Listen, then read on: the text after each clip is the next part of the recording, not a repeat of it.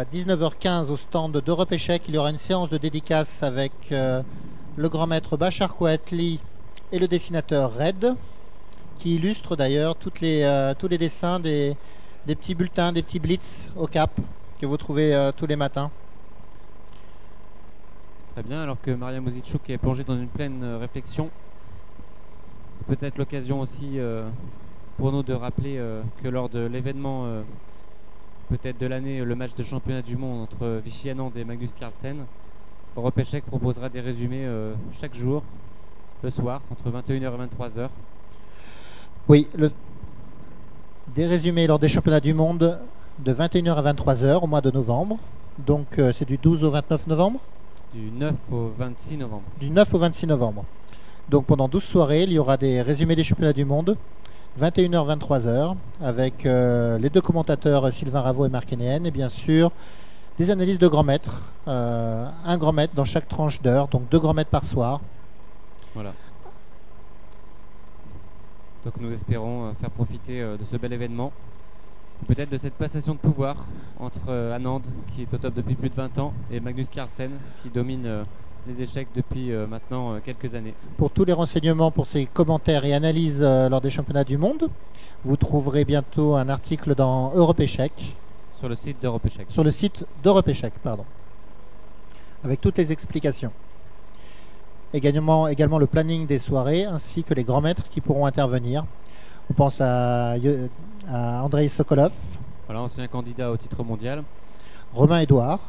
Voilà, co-champion de France l'année dernière. Et un des meilleurs GM français.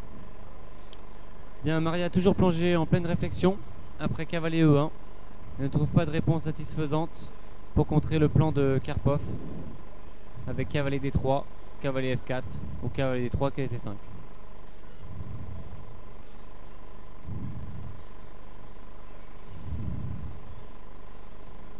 Donc maintenant qu'on a indiqué tous les parcours du cavalier, on peut rester comme ça et attendre de voir ce qui va se passer.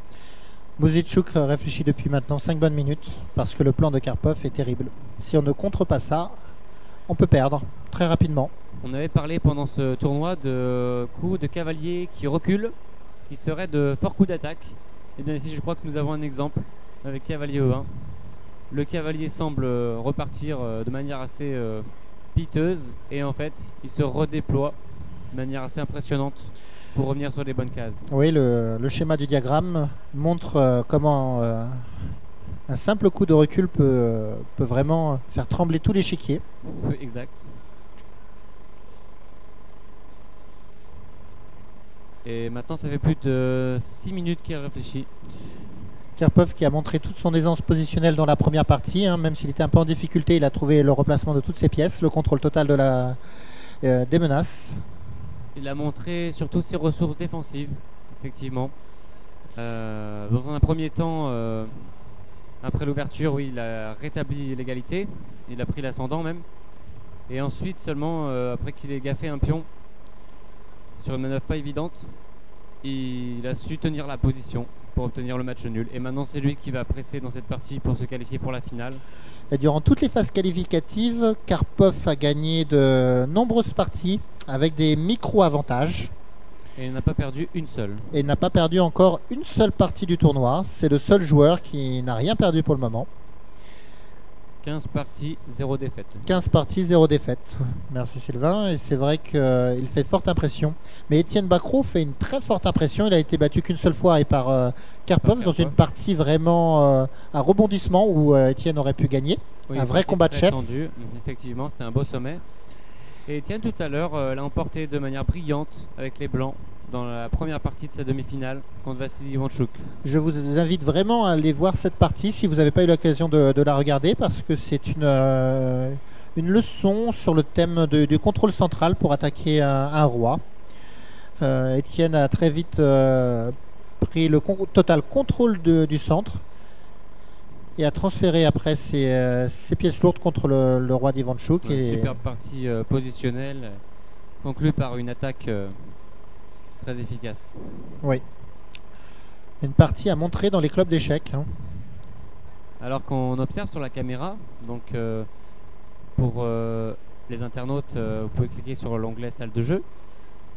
avec plusieurs plans différents des deux joueurs qui sont en lice, que Maria Mozichuk est toujours plongé en pleine réflexion, tandis qu'Anatoly Karpov est tranquillement en train d'attendre. Il s'est reculé un peu sur sa chaise. 10 minutes maintenant, presque 10 minutes de réflexion de Maria Mozichuk sur ce coup. Donc on est au 20e coup, c'est un moment critique. Voilà, donc Karpov ne regarde même plus l'échiquier. Oui, Karpov ne regarde plus l'échiquier, mais il pense peut-être à la position tout de même. Mais voilà, cavalier E1 est un vrai coup d'attaque. Un coup plein de caractère, avec de belles idées de replacement de cavalier, de recyclage de cavalier. Si on ne trouve pas le plan pour désamorcer ça, on a perdu. Et ça fait maintenant plus de 8 minutes qu'elle est bloquée, ça y est, fou F8. Tu parlais tout à l'heure du fait qu'on ait intercalé le coup H4 et H6. C'est vrai que ça a empêché le coup G5. Et donc la case F4 ne pouvait plus être contrôlée de... Cavalier D3 et G5 quand même. Cavalier D3 et G5. Alors donc, là, que se passe-t-il? Si on prend G5, on perd D4. On perd D4. C'était la réaction, il fallait contrôler cette case F4. G5, ça a l'air d'une belle réaction. Maintenant, est-ce que les blancs ne peuvent pas simplement jouer F4 à un moment donné? Mais le problème, ils perdraient alors leur pression sur l'aile roi avec le fou. Alors, est-ce qu'il y a un petit décalage? Parce que je trouve que dans la retransmission vidéo, que Maria Mozichuk est toujours en pleine concentration, alors que... Oui, sur Internet, il y a un petit décalage. Un petit décalage, d'accord.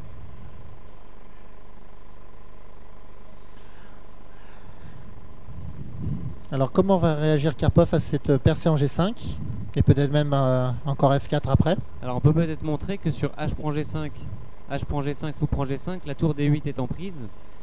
Mais ça n'empêche pas que les noirs peuvent répondre par tour prend D4. Puisqu'il attaque la tour en C4. Voilà, donc elle devait bien calculer cette variante avant de se lancer dans cette ligne avec G5. On a remarqué qu'elle a réfléchi plus de 8 minutes sur le coup fou F8.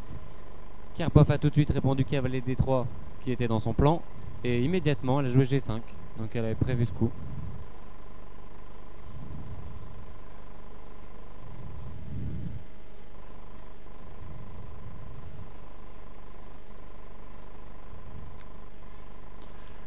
Alors comment continuer maintenant pour Karpov?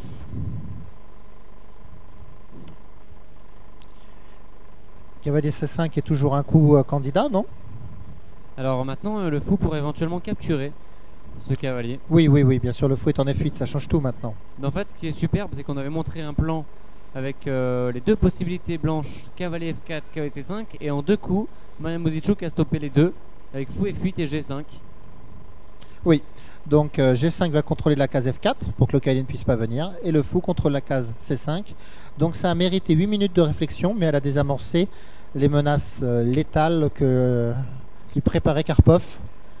Donc un très joli contre-plan ici pour essayer de dominer les menaces du cavalier par le fou.